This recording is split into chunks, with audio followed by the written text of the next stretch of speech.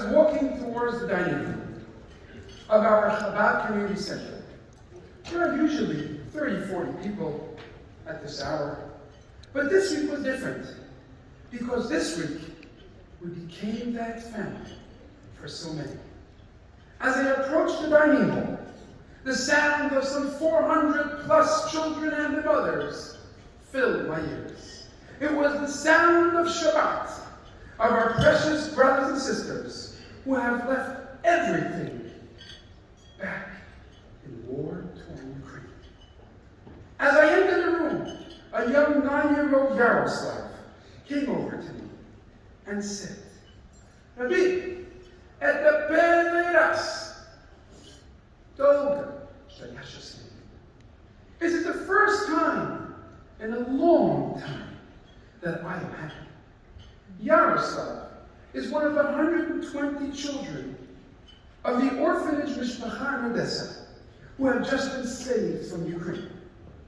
For the last 2 weeks, leading up to that moment, Yaroslav spent almost 24 hours a day sitting in a crowded underground bunker, continuously hearing the rise and fall of air raid sirens and the loud explosion of rockets falling.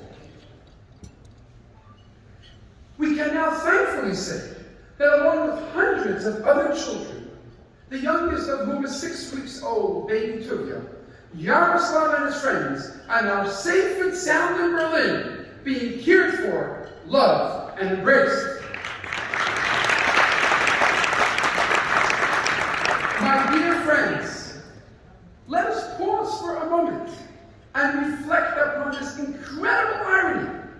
80 years ago, Jews were fleeing from Nazi Germany, escaping their death. Today, Chabad is now providing a safe haven for these precious Jewish children in the heart of Berlin. Who would have ever imagined such a transformation would ever take place?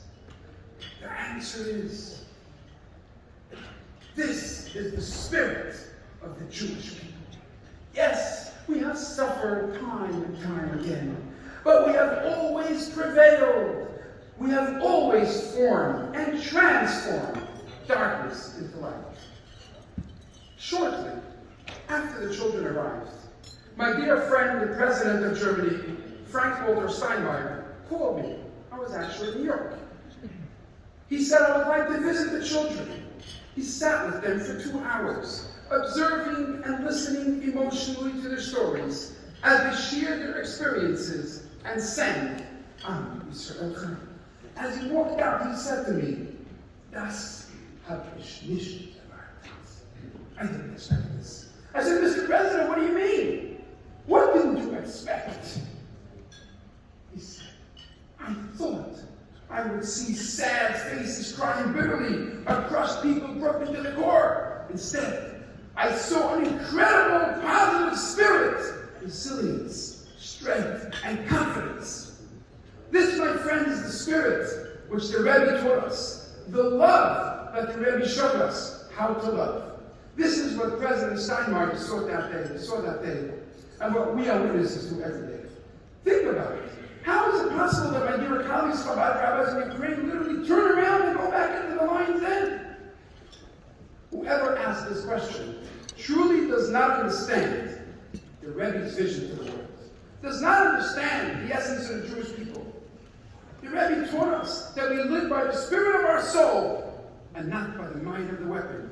What defines a person and a Jew is our very essence that's embedded within our godly soul. When we are fueled by a divine energy, nothing will stop us. Yes, my friends. On March 1st, I received a call from my friend Rabbi Wolf in Odessa, frantically sharing that the situation is deteriorating rapidly. Water and electricity were being cut off in certain parts of the city. Children in the orphanage were sitting and crying all day and night. "What should I do, Yehuda?" Immediately, without pausing a moment, I said, "Get to the border of Moldova, and with God's help, we'll do what we can to save you." For the next 60 hours, a frantic marathon of phone calls and non-stop activity as we tried to race the children 1,700 miles through 6 countries passing into the European Union, Moldova, Romania, Hungary, Slovakia, Czech Republic, into Berlin. The challenge was huge. Some of the young orphans had no passports. How could we get them into the EU? Hungary refused to let anybody in that didn't have a biometric passport. With the help of the federal government, miracles happened. And on Friday, March 4th at 9:56 a.m., after a long, harrowing journey, the children arrived safe and sound to Chabad, the Rebbe's home in Berlin. I rented an entire hotel near the synagogue for them and got to work, putting all the resources together needed to support them. But it wasn't over. In the following days, another 120 single mothers and children arrived from Odessa, 130 from Dnipro, 50 from Kharkov, and as we speak, 66 mothers and children are on buses arriving in Berlin tomorrow afternoon. When the sun sets this Friday evening, we will be having over 500 orphans, children, and mothers in our loving care.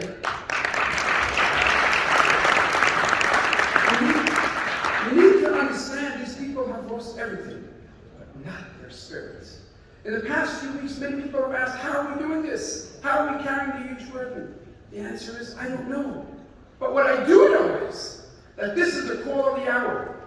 This is the message that we have now. We are here for these children with love as long as we need to be.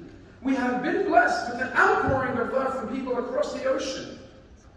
But we know the work is just beginning. This is the spirit of Am Yisrael Chai.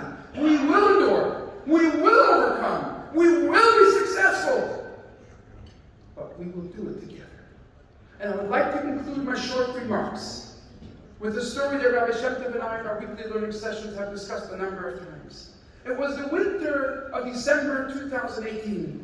To commemorate 80 years of Kristallnacht, I invited the President of Germany, President Steinmeier, to join me as we light the menorah at Brandenburg Gate. The exact site where the most evil of evils in history set forth a plan to exterminate the Jewish people. And as I was on the lift with President Steinmeier, I closed my eyes, and there before me, I saw thousands of SS men, students who hate darkness. But then I opened my eyes, and I could not believe what I saw before me in real life. I was surrounded by thousands of proud men, women, and children singing Am Yisrael Chai, and I turned to my right, and I see the President standing near me, joining me as we light the candle. And as I felt myself being raised up 30 feet in the air, I said, Mr. President, look at that! Right there I see my great-grandfather who was murdered in Auschwitz, standing between the people. His soul is more alive than ever. And the President turned to me and said, Rabbi, this is the most meaningful moment since I became president. And now, dear friends, 2 weeks ago, when he visited the children, he turned to me and says, Rabbi Yehuda, the light we lit then is the light that the Rebbe is lighting here today with these 120 orphans. This is the light that Chabad is bringing in the world.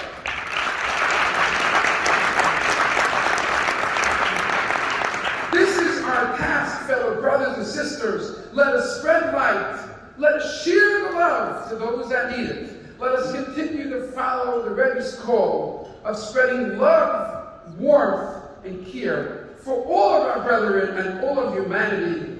Thank you, dear friends. Thank you, Rabbi Shem Tov. Together we will prevail. Am Yisrael Chai.